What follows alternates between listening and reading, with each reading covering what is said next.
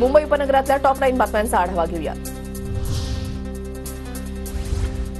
सर्व शिक्षण मंडळांना यावर्षी 25% आरटीईच्या जागा भरल्या पाहिजेत. मुंबई हायकोर्टाचे सीबीएसई आयसीएसई महाराष्ट्र बोर्डाला निर्देश. मुंबई महानगर क्षेत्रामधील 11वी प्रवेशाची दुसरी प्रवेश यादी जाहीर. 7,389 विद्यार्थी प्रवेशापासून अद्याप वंचित, तर 27,639 विद्यार्थ्यांचा दुसऱ्या फेरीमध्ये प्रवेश. म्हाडाच्या बनावट संकेतस्थळाद्वारे सर्वसामान्यांची आर्थिक फसवणूक. म्हाडा प्राधिकरणाकडून अज्ञात व्यक्तीविरोधात सायबर विभागामध्ये तक्रार दाखल. झाडांवर जाहिराती आणि विद्युत रोषणाई केल्यास गुन्हा दाखल होणार. मुंबई पालिकेकडून आदेश जारी.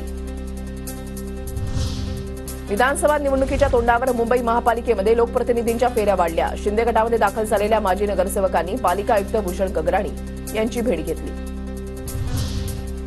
अस्वच्छता करणाऱ्या मुंबईकरांना पालिकेचा दणका. 53,000 नागरिकांकडून 1.5 कोटी रुपयांचा दंड वसूल. कल्याणमधील काही भागामध्ये पाणी टंचाई. मोहली जलशुद्धी केंद्रामधील मुख्य जलवाहिनीला गळती. शहाड, रामबाग, कल्याण पूर्वच्या काही भागांचा पाणीपुरवठा बंद. अंधेरीमधल्या गोखले पुलाच्या दुसऱ्या बाजूच्या गर्डरची जोडणी 23 ऑगस्टपर्यंत पूर्ण होणार. पुलाच्या दुसऱ्या बाजूच्या गर्डरचे सर्व भाग मुंबईमध्ये दाखल. जोडणीचं काम सुरू.